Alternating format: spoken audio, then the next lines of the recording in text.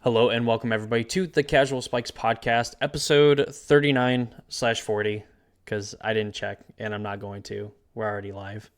But we are here in the wake of the regional championship in Minneapolis, shortly off the heels of the regional championship in Europe. And Randy, we got one thing wrong from this event, and it's kind of funny, like what we were actually wrong about going into this event, and we'll of Yeah, course go over some of those predictions later. yeah, I can't believe how wrong we were and by how much. True. Honestly, I saw because I was working because I have to be an adult during the weekends most of the time. And when I don't know if you sent me the breakdown or if someone else posted it or I saw it somewhere and I was like, holy shit, were we wrong? Yeah, and like I said, the thing that we were wrong about, it's like we're technically wrong, and it's like I don't know, in no normal world would I have been like, yes, like this is where we should have been aiming for. There's absolutely no way. No, I mean we are like in the definitions of like a banning problem. Where it's just like it's literally just I would like to go back to the last BNR where Wizards of the Coast quote unquote said standard is flourishing. I would not call this a flourishing meta. Crazy thing is, at least before I kind of wanted some things to get banned, and somehow the metagame got worse, objectively worse, Yeah, somehow, with not banning anything and then just having a new set. Like that's just absolutely crazy to me.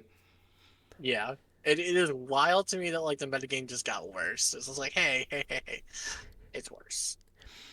Oh Um, man, but we're gonna get into the metagame breakdown, the top eight, and giving some of our own thoughts and some of the things we got right and wrong about the regional championship in Minneapolis. But first, if you're not already subscribed to the Casual Spikes podcast, a YouTube channel, and you want to see more episodes, then please click that subscribe button and ring that notification bell so you know when future episodes of the podcast get posted. And if you want even more content, go ahead and travel into the description below, directly below me and Randall here, and you will find both of our YouTube channels. You can go ahead and go over there, click subscribe on those channels as well, and you will find more content about the modern and standard formats and some other just fun videos and shorts that are up over there. So we would do greatly appreciate all that support.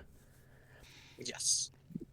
And well, without further ado, we'll immediately address the elephant in the room and the one thing that we really got wrong from this event. So here's the day one metagame. Yeah. So if you watched our previous episode, we had called for, or we thought that Izzet prowess would probably spike at about 20%, is I think what we said. We thought maybe it would be crazy and get up to like 25%. A quarter of the field would be that deck. Yeah, so 33.5% just well exceeded what we thought was gonna happen. Like not even close. Just 13.5% off. Uh just unreal. Unreal. I can't believe that, essentially a third of the field was one deck. Literally our bold like may 25, maybe 25% turns out was actually too conservative of a guess. Yeah. See, I always thought I leaned to the left, but apparently I'm just really conservative when it comes to giving out numbers. Shoot, next thing you know, we're going to be taking the birds away from people. They don't need four birds, they only need two. And maybe instead of four Oh, stock ups, they only need one. 20 I will lands, say 17 anyway. I Anyway. say I will say we were right about domain or Zero Overlords. We said it would kind of spike back up, which I thought it would. For whatever reason, whenever aggro becomes super popular, people think that domain overlords is a good deck to play. And it's not necessarily terrible. Like it's not a terrible deck to play by any stretch of the imagination. But I would say like Zur is probably not the best against the Izzet decks as a whole. So I'm not sure why people are super hard on that. I think people just see like I can cast temporary lockdown. That wins the game.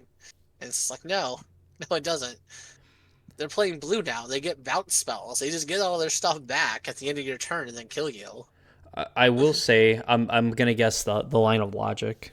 in like the domain decks is the idea that since the Izzet prowess decks are now tuning more for the mirror and they're going to be a lot slower than the force slick shot show off and all these other builds, I think that's probably a reason for them just to be like, okay, temporary lockdown gets a little bit better because Drake Hatcher is a card that people are opting to play.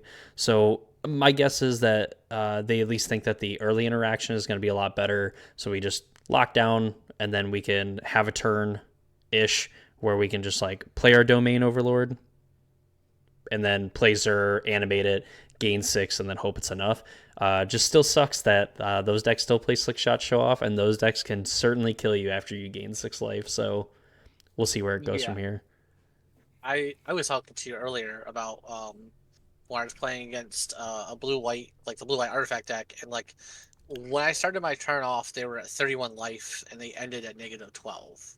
And Mm, like this is like me playing through them going turn 1, turn 2, um, authority of the councils. They like turn 4, turn 5. They had played high noon, so I could only play one spell a turn. And, like I just sat back and waited. And like you can just build up an army with this deck still. Like you could still do ridiculous things with this deck, and like it's not like the other like traditional aggro decks or like burn decks where like, oh, okay, well like my goal is like I'm gonna get you from 0 to 20, and if you gain life, it like starts to throw me off. And it's like, well, it doesn't matter when all my creatures are prowess. Like me playing my ops, my sleight of hands, my things that aren't doing damage to you are just building up damage still.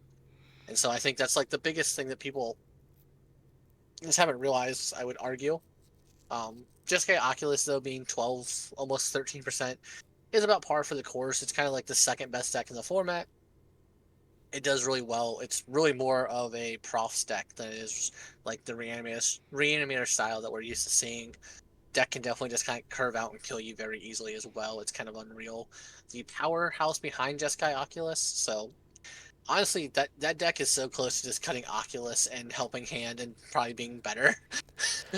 If we're I being honest. true. I mean, like if you could, I don't know, and like Oculus, it feels like it's such a good card too. Like I don't know if necessarily Helping Hand maybe gets cut because there's like a lot of turns where I could imagine like turn 4, like they just kill you like your thing. It's like okay, I'm gonna bring it back. I'm gonna draw my cards or whatever, and then I'm gonna play like a removal spell, and then it's like okay, well now I have like a 5/5 or a 6/6 and play. Here you Yeah, go. like it's one of those things where, like Helping Hand's like the most is like the best and worst card in that deck, I think. As someone who's played it a couple times, like it's just one of those things where like Helping Hand either just feels like backbreaking or just feels like, well, you say you get to be pitched instead of pitching 2 cards. Oh yeah. Goodbye. See you later, Um, friend. Mono Red Aggro still being almost 8% of the meta, I think is kind of surprising because it doesn't have a good matchup against the Izzet Prowess deck, and all the other decks are running like more hate for that style of deck already. So I think it's a little interesting to see, it's still putting up, 8% of the meta. Mhm. Um, Azorius, Omniscience being 6.5% of the meta basically feels wrong. I I don't know why people are really hot on this deck. So the deck's not bad. Like it's not a trash deck, but like it has a bad win percentage against Izzet Prowess already. And like it's 33% of the fucking field. Like what are you doing? Like I'm gonna take a deck that has, a 40% win rate against a third of the field that's gonna be there. Yeah, Like that just seems insane to me that like people were like, good choice, let's go.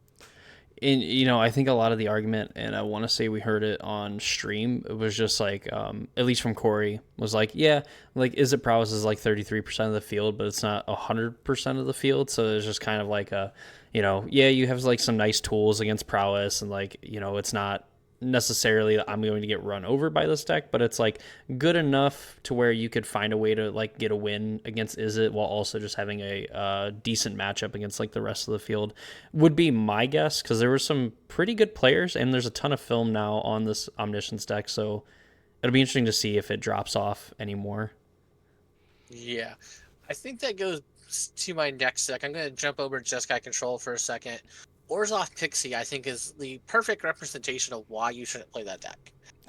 Orzhov Pixie has, I think, a 60% win rate or some ungod number against Izzet Prowess.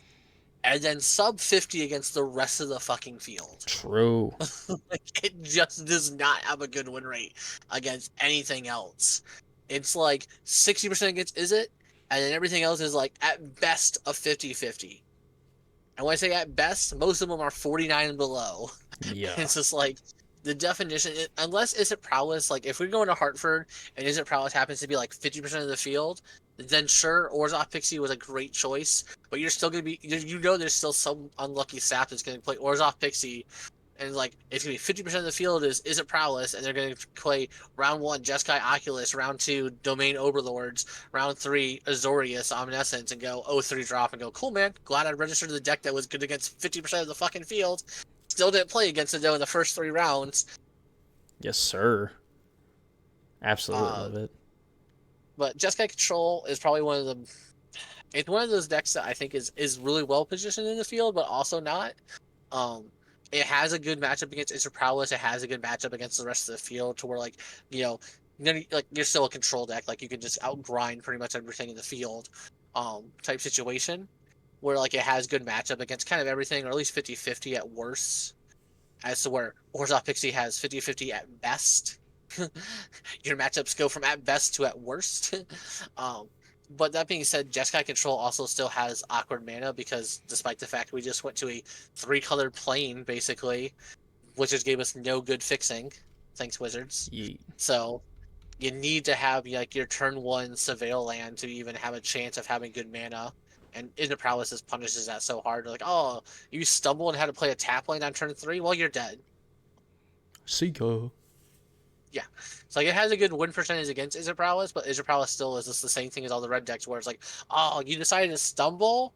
Well, you lost the game. Remember how you played that tap lane on turn 3? The third turn of the game? Yeah, Mm-hmm. you died, dummy. Why'd you do that?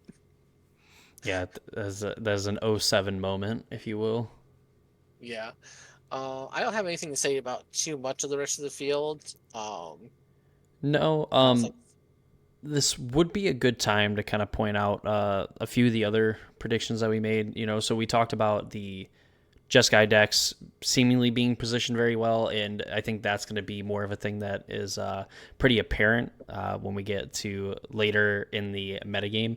But we did talk about mono red aggro to seemingly like it was definitely going to take a step back in terms of metagame share, and I thought it completely fell off a cliff, the original like post that they made about the metagame, and then ended up being like the third most played deck, even with like 33% of prowess seeing play, which to me is like amazing that there's at least like a group of people that are like, I'm going to play an aggro deck, but I'm going to play the mono red deck instead of the Izzet deck. And then Yeah. the Esper Pixie deck just absolutely fell off a cliff, being like a 10% in the previous regional championship down to almost 2.5%. So definitely players have locked in on like the Orzhov build. This will maybe a little bit more consistent against the most played deck versus the probably more powerful in general Esper deck. Yeah. So what I think is crazy is that Esper Pixie definitely has like good matchups. If you look at like the overall, like they have good matchups here, but like they are just a dog to Izzet Prowess. Like if Izzet Prowess gets to resolve a Corey Steelcutter, they cannot win. Like they cannot beat that card. And it's horrendous. And if you're anything like my opponents I play against, you'll just have 2 or 3 Corey Steelcutters by turn 3, so it's fine. Mm-hmm. You know what? I would like to see an individual like win percentage of just decks in general, like when their opponent plays like Corey. Like, all right, what's my what's my win percentage when they have 0, 1, 2, 3, and then 4? Because like I can't Yeah. imagine that number is high once you get to like 2 Corey Steelcutters for any deck. No, no, it's so ridiculous. Corey Steelcutter is such a good card, and I still think that Monstrous Rage is still a problem. Mm-hmm. Because like when we first saw the Izzet decks, they're like, oh, do we play Monstrous Rage? Do we not? Every deck is now running 4 Monstrous Rage because that is just the correct choice. True, and they get like a benefit too of the fact that Corey Steelcutter is also just a haste trample card as well. Yeah. So it's like it's crazy. It's stupid. It's stupid.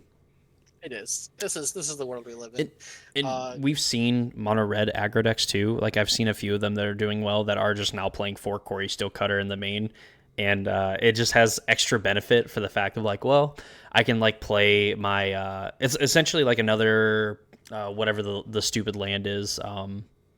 Face Village. Yeah, Rockface Village, where it's like I could play Corey Steel Cutter, and then I could just like on turn 3, even if I don't have a way to trigger it, just play a Heartfire hero, and then equip it, and it's going to get the Valiant trigger, and I'm going to get to attack with a 3/3 Trample Haster on like turn 3 in the worst case. Yeah. I will say I think Corey Steel Cutter is a lot worse in the mono red decks because like the whole reason why it's good is because it has so much like card neutrality. Where like I'm gonna play Opt, it's gonna get me another card. I'm gonna play that card. I'm 2 for 1ing myself, but I'm also triggering Corey Steels. This is what matters. So Right. like I think that's a little interesting take on it as a whole. The fact that still 22 people decided to register Gruul Mice, those brave souls. True. Those Registering as seven. the third best aggro deck in the format Yeah, yeah. at best. Abzan, I say Abzan Pixie. I think is a deck that no one saw coming. Um, which it didn't do horrendous by any means, but it didn't do like well. Like there was no, I don't think there was any in the top 16 or maybe even the top 32. But it was kind of cool to see like another take on like this whole Pixie strategy. It is crazy how much play Nurturing Pixie is seeing Hmm. for like it's an uncommon that like you read it and you kind of like look at it as like a draft chaff. Like a lot of cards that are seeing like a lot of play or that saw a lot of play out of the outlaw set are just like kind of draft chaff cards. They're like, yep, toss that one away, don't need that anymore. And you like come back like 3 to 6 months after that set came out or a year after that set came out. I was like, oh, all those cards that like people didn't even like want in their draft or sealed pool is just like, yeah, I'm playing 4 of them in standard. Do you think we can play like 8 more? The judge won't notice. Like, And with how much outlaw like sealed that I ended up playing, and the fact that I had almost a playset of both nurturing pixie and this town ain't big enough is insane. what's insane to me is that I bought a box of that set and had one of each. Got him. Should have But played more sealed events. yeah, Mono Black Demons is like another one that kind of came out of nowhere, having a good matchup against the Izzet Prowess deck. But ultimately, I think Mono Black Demons has the same problem that Orda Pixie has, where it has a great matchup against like the best deck in the format, but you're not guaranteed to play the best deck in the format for all 15 rounds. Mm-hmm. So when you start playing against the other decks that have different removal sets, different abilities, doesn't care that you made a 6/6 demon, doesn't matter. Like your deck kind of starts to fall apart in that regard. I'm just glad we finally circled around. Unholy Annex is back to being a playable Magic card. Oh yeah, dude. The way standard started out, where it's like, if you don't have 4 Annex in your deck, are you even playing? Are you even playing the game? Towards like, if you have 2 Annex in your deck, are you trying just to lose to Red Aggro?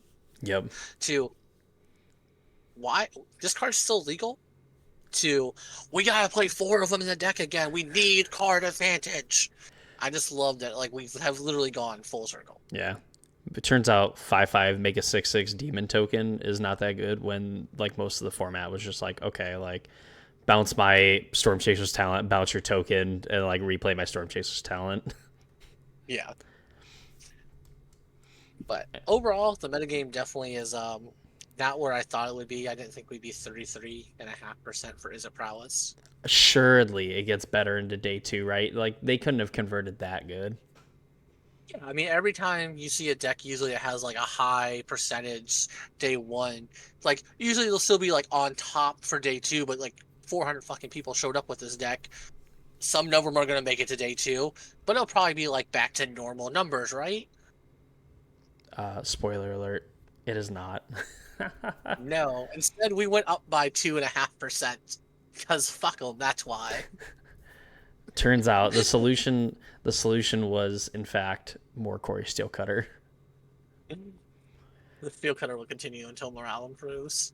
I think that's probably like the big notable thing from this is like, Oculus went up very slightly, and then Is It Yeah. Prowess is like, yeah, I still just like had a higher percentage change for the better than any other deck that was seeing play in this tournament. Yeah. Corey Steelcutter went up like, or yeah, Izzet Prowess went up like 2.5%. Izzet Prowess went up by 0.1%. What Zer went up by like 1.5%. Yeah, yeah, like So that's not bad. yeah, 1.2, I guess, like 1.2. So close enough. 1.25%. Zordius Omniscience went down Mm-hmm. by like 1.5%. Mono Mono red. Red Aggro Yep. dropped like 2%. Dim, Demir Midrange showed up. Oh no, no, it was on the first page. It was 3%. yep. I lied. They Uh, did improve actually too. yep. I still don't know how that deck's doing well, and even when you look at the win rate against like the other decks, like when people have broken down it doesn't have a good win rate against like a lot of things. I'm just not sure how this deck is doing well, and I truly don't know how Demir Midrange ever beats Is It Prowess. The definition of mid range, baby. Everything's a 50-50 matchup. Jesus. Um, Just oops. uh, Just guy control went down. Control went down. Demons did get gain a little bit of ground. Esper Pixie a little bit of ground with Orzhov falling behind it. Gruul I think stayed relatively the same. A little bit, Rule went down by 0.1. But I mean 0.1%. that's pretty good when you're only 1.6% of the meta, and you drop down to 1.5% of the meta. And probably the most interesting of all these is the fact that Golgari midrange did put 3 players into day 2. Yeah, I don't know how that deck is ever doing well. You see, we play Preacher on turn 2. Cool, man. Cool. But yeah, obviously the most shocking thing of the day 2 metagame is the fact that like there is no reprieve from Izzet Prowess. In fact, you were more likely to play Izzet Prowess on turn or on day 2 than you were on day 1. Yes. So anybody who is going to Hartford, the next RC is coming up here next weekend, the May 16th. I expect to play against Izzet Prowess. If you're playing Izzet Prowess, expect to play the mirror. Spoiler: the mirror is trash. There is no mirror breaker. Uh, so far, Drake Catcher is like the mirror breaker. That's not the mirror breaker. As someone who has casted that against the mirror and still lost heavily, um, Turns out. your answer is just to draw better than your opponent. That's kind of the only thing I've learned so far about the mirror breaker. In the sense of like my opponents will like I'll have one Corey Steelcutter and my opponent will go turn 2 Corey Steelcutter, turn 3 Corey Steelcutter, play another spell. I'm like awesome. Into Wow. turn 4, abrade your Corey Steelcutter. Awesome. I'm glad I played this game. Like it just I don't know what I'm doing wrong in the mirror, but it does not feel like I'm doing anything. 90% of the time, it feels like I keep like a good 7, and my opponent's just like, yeah, but I'm better. I guess it just feels like every poker game ever on like TV or any movie where it's just like, yeah, man, I got a flush I'm sitting on, and your opponent's just like, yeah, but I have a royal flush. Yup. It's my fucking mistake. Thought I would play Magic.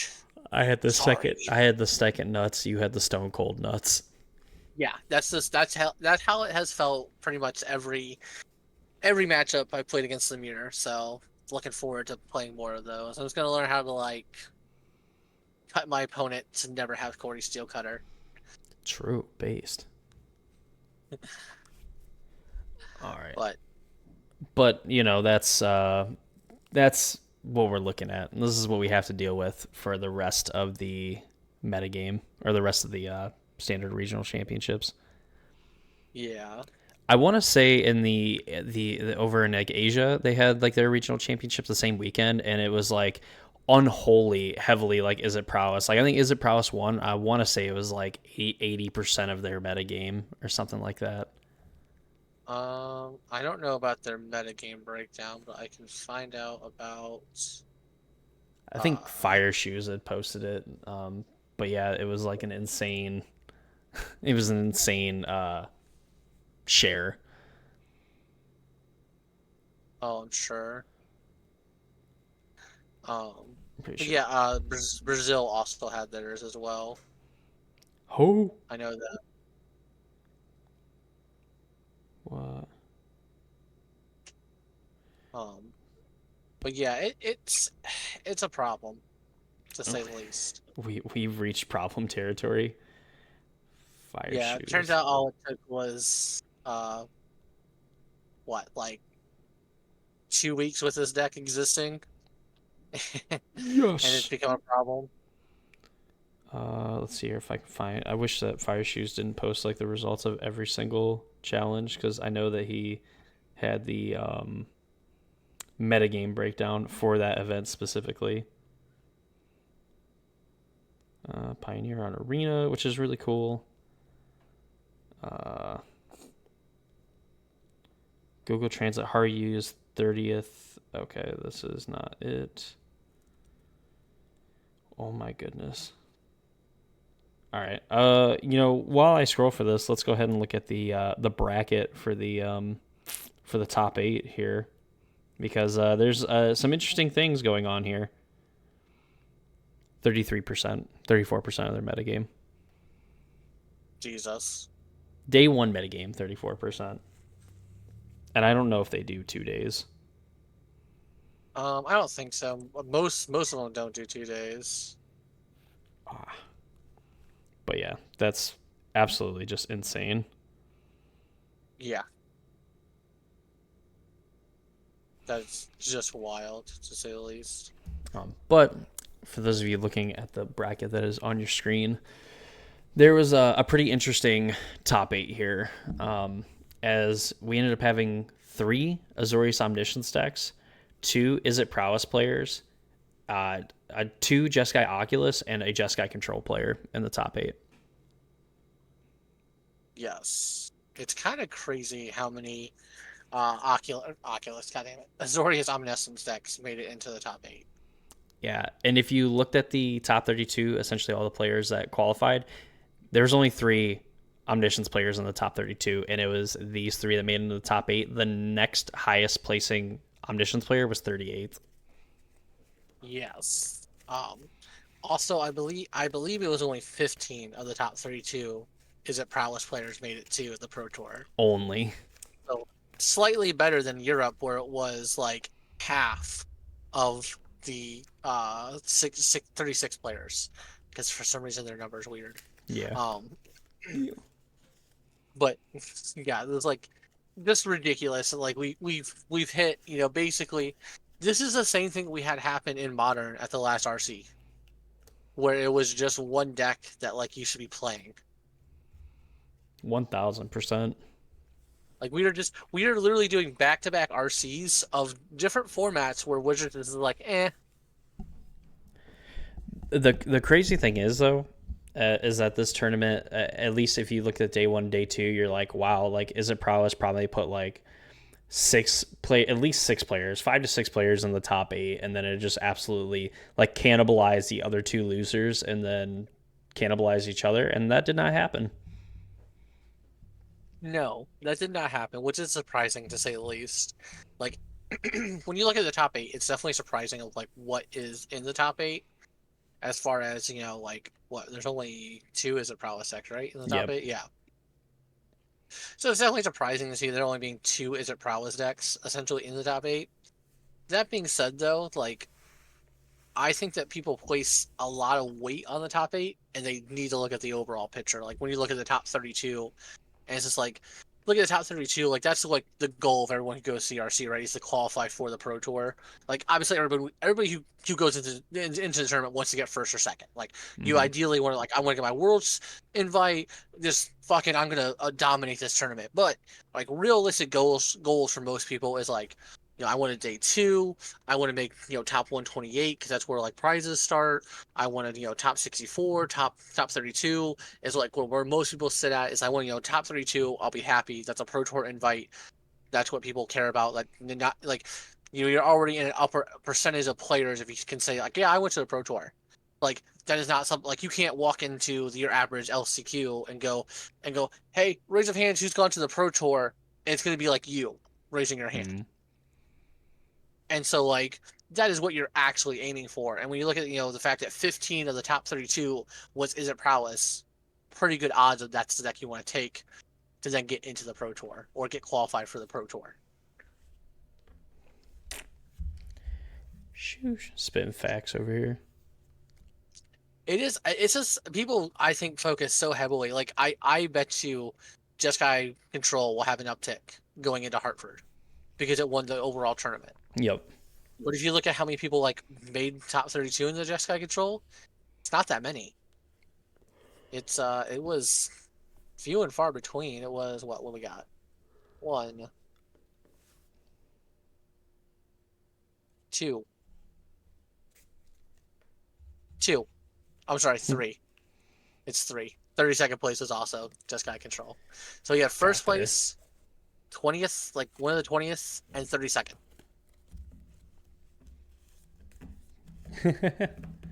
Woo! Three in the top 32. That makes me want to register that. True. I think people just need a reason to play more control decks in their life. I mean, I really want rounds to go 20 minutes over every round, so I hope they register them. I really want day one to end right around 1 a.m. The ideal. As I sit there and watch the two control players, both no board state, looking at each other like they're going to kill each other from 20 life. Yes. That's what I really want to watch. Is 5 minutes of that match, or sorry, five turns of that match that will last 25 minutes for no reason. Hey, they got enough Shikos and Lightning Helixes. They could do it. I believe. Yeah, so it's just that the other person also has Chicos and like lightning helixes.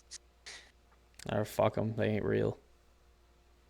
But no, I do think people are going to like if you're not to say like good players versus bad players, but people who can extrapolate the data correctly will realize that Izzet Prowess is definitely where you want to be at. And like it's just the best deck to be playing. It can win. It gets to punish your opponents. It's the same thing as all the red decks have we've seen before, where your opponent slips up and has to play a tap lane on turn 3, or they're missing a mana, a certain color of mana, or they miss a land drop, or insert whatever way they slipped up. They didn't have a removal spell when they needed to, and now they're dead. Yes. Only difference is we also now get to grind super well because every time we play a second spell, we get to make another creature with haste and prowess for some reason. And that creature a lot of the times just gets to attack for free. Yeah. It gets to attack for free, or like you're constantly just in positions where like you can just attack in knowing one of your creatures isn't going to live, but it doesn't matter because you're getting chip damage in for nothing. Yes.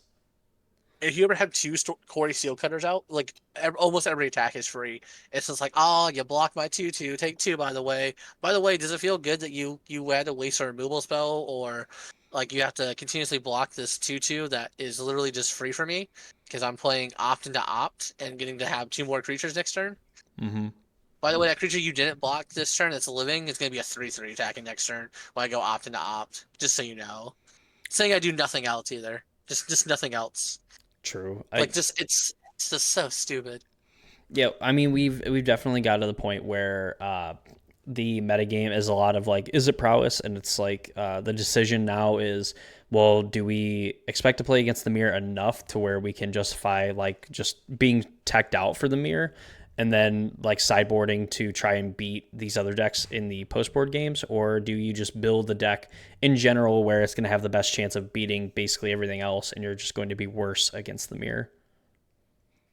Yeah, well, I think we saw a lot of that when you look at these lists and they're playing like two Drake main, two um, Slickshot Show Off main. So I think we're seeing a lot of like where people are like 50-50ing it, and it will be interesting to see what is the full circle of, are we going to see more Drake main versus no slick shots? I still think the question of whether or not stock up is worth playing in the main is a huge deal, mainly just because stock up's so bad against the mirror. Like it's great if you guys are both in like this top deck war, but like that doesn't happen a lot. Usually one person's ahead on board, and like if you're taking a turn off to play 3 mana do nothing essentially, it's really bad against the deck that's aggroing and pressuring you. Like there's not a good way to build like bounce back or build back into that deck. Like you can't just like playing from behind is hard against a deck that's also applying a ton of pressure. So I do think we're going to see some people experiment or change it up to where they don't play the stock ups main or start trimming the stock ups main. I think is going to be the next thing we see for the iterations of Izzet Prowess. Yeah, I think it's definitely going to be dependent on if the expectation is we're gonna reach like the 35-40% like threshold, even higher as well. That I could see more justification for like, okay, we're gonna fully commit to just this whole transformation where we're gonna be like a spells based aggro deck, but we're not gonna be so much focused on like closing out the game. We're just gonna kind of have the staying power of like we're going to make 2-3 creatures a turn every turn, and then eventually get to the point where we're going to be able to turn them all sideways and kill you. So I don't know. I would think then, at least in those scenarios, like stock up then starts to get a little bit better. So like we're probably going to have like this teeter totter of like we see slower versions of Izzet Aggro, and they ended up being like Izzet mid range at that point, and everyone's like, okay, well, stock up ends up being really good. So like we just want to be like the bigger mid range deck, or the bigger of the slow decks, and then everyone's like, well, hold on, now maybe is a good weekend for slick shot in the main, and then now we see our opponent tap out on turn 3 because they're like, well, I'm relatively safe, and they're like, haha, gotcha, like take 30. So Yeah. it's going to be who can come up with the right list at the right time, like basically zigging when the other Izzet players decide to zag, and just either committing to like, okay, I'm going to be full on aggro expecting them to be a little bit slower, or I'm going to be the little bit slower, slightly bigger Izzet deck when they're all trying to go faster, and they're going to get blown out by the fact that I have more interaction, more ways of like stopping their offense while also being able to generate some of my own offense. Yeah, it will be interesting to see what kind of comes out of this essentially, because like that is the definite interest of where we're at, and then you also have to figure out like what you're going to be playing against. I do think this is Hartford could be this weird percentage where I think it's going to be the closest we'll ever get to like a 50% metagame share of one deck, because anybody who's going to Hartford, they saw what happened in um, Minneapolis. They saw what went down. They saw that it was 33 and then 35% metagame share. So like it's going to be either a bunch of people trying to like hardcore metagame against Izzet.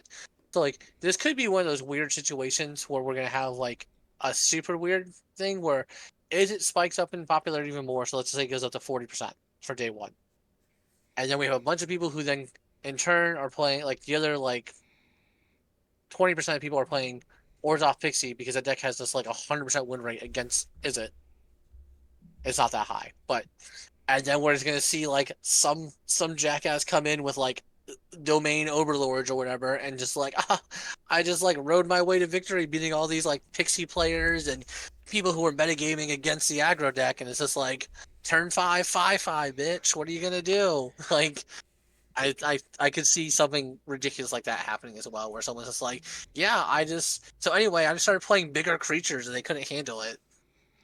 Yeah, there's definitely a worry that if you are deciding to play Izzet aggro, that if you decide that you're going to be a little bit slower, and again, try to be the bigger mid-range deck, because normally whoever has like the bigger spells typically ends up winning those kind of matchups, especially when they go long, and that domain just goes bigger than anybody else. So like trying to get into like a pissing contest with, I'll even say like Jeskai Oculus to a point, because I think they're also a deck that can play like big creatures, but then like Steam Core Scholar is like the ultimate, like, here's my 6/6, attack you for 6, and like you can block it once or twice, especially with like your Drake Hatchers, but eventually you're just like also having to get in 3 damage through a 6/6 while also then making creatures to then stop that creature against a deck that is also just playing removal. So, and also has the option of making more big steam core scholars or other just big creatures. So it's weird because I think it's not free to necessarily tech against the mirror.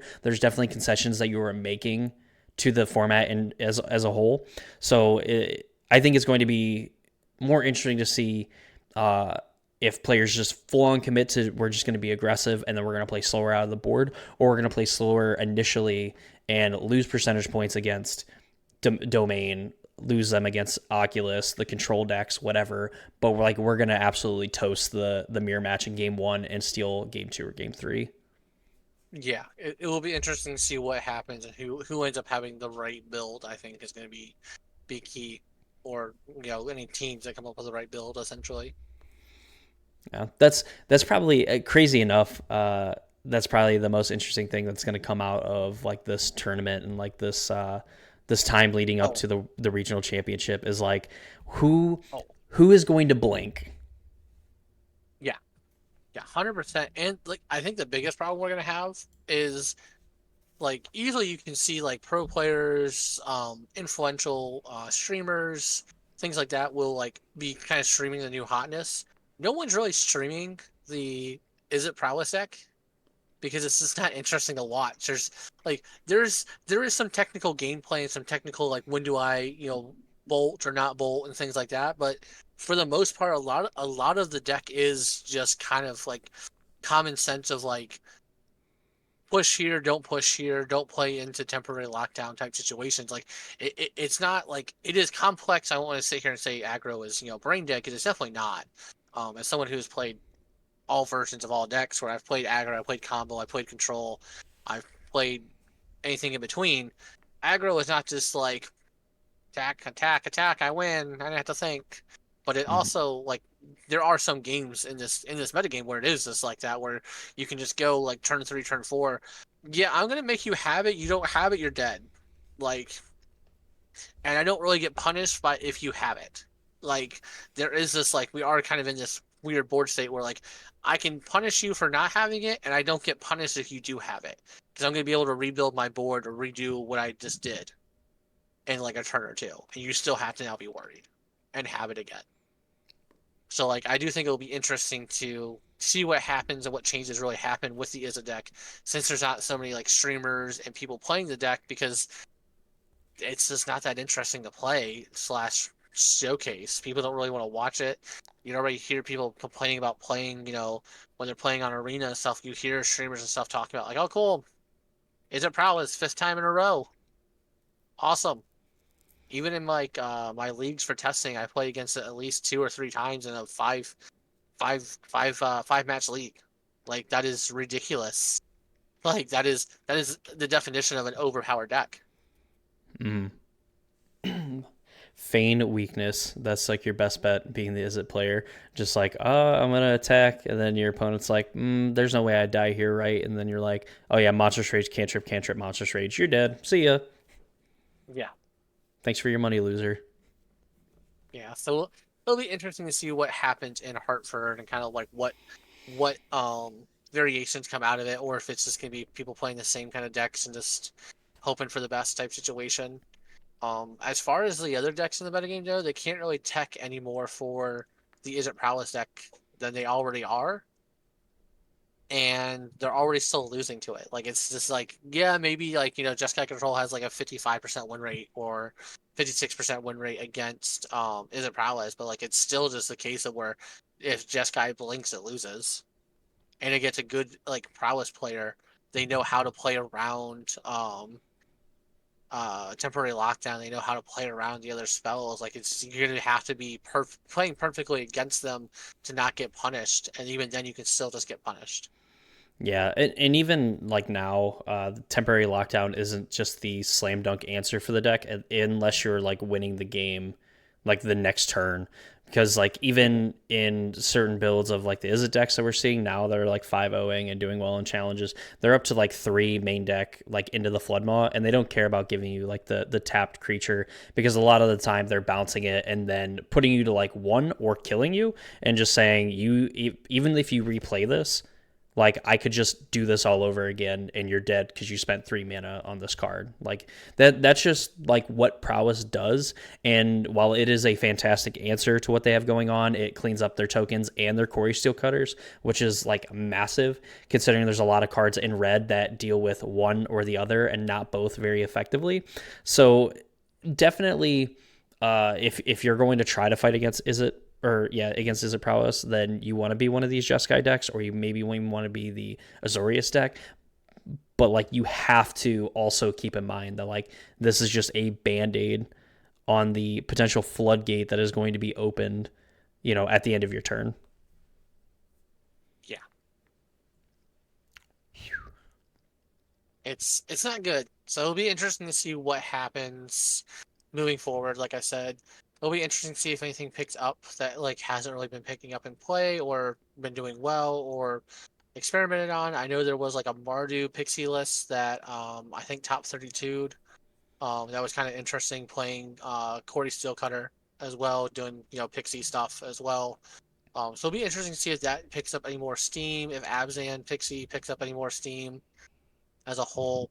Um, but outside of that, I don't think there's gonna be anything really interesting or exciting coming out this next like week and a half before the RC, at least for standard wise. Modern also nothing really going on there. Uh, Boros Energy is still broken. Yep. Izzet Boros Energy is Prowess. still broken. Yeah, Is It Prowess is also good. Has doesn't have a good matchup against the Boros deck as a whole though. Just bang. You punch him in the mouth. You definitely send a message like, oh cool, nice Ocelot Pride Guide of Souls on turn 2. How about you're just dead? Yeah. But outside of that, there's nothing really going on in Magic right now besides, the standard RCs running around. So it'll be interesting to see what happens. Like I said, moving a week and a half from now. Uh, if you're Hey, in Hartford, see me. I'll be there. we did get an update on the Pioneer format because now Arena is Oh officially yes. in name and likeness getting a Pioneer on the client, which I think is an absolutely amazing move. So now, instead of losing to Is It Prowess in Standard, you can lose to it in Pioneer. Yes, and you can do it all on Magic the Gatherings. Go to like standard play space for those formats. Yes. But I talked about it. I had a short that I posted the other day, just kind of like talking about the fact that Pioneer is now officially on Arena. I think that this is going to open the door for this kind of split. So you have standard that's both a paper and online like driven format. Like that should be the moneymaker, the cash cow, the go-to format. Should be the most accessible format. So you could play paper online. You're going to be able to qualify for the regional championship or the pro tour through these, which is amazing. It's awesome. And then you have modern, which is going to be more of like the paper focused format. It's more the enfranchised players. It's a fan favorite format. Players are going to be playing that and wanting to play that. They're going to get to play it in paper, qualify for the regional championships. Now, instead of having to reintroduce Pioneer at some point during this rotation of like RCQs or whatever, you can just now have these arena direct events that are going to be focused on Pioneer more so like in like the off season of like standard or whatever.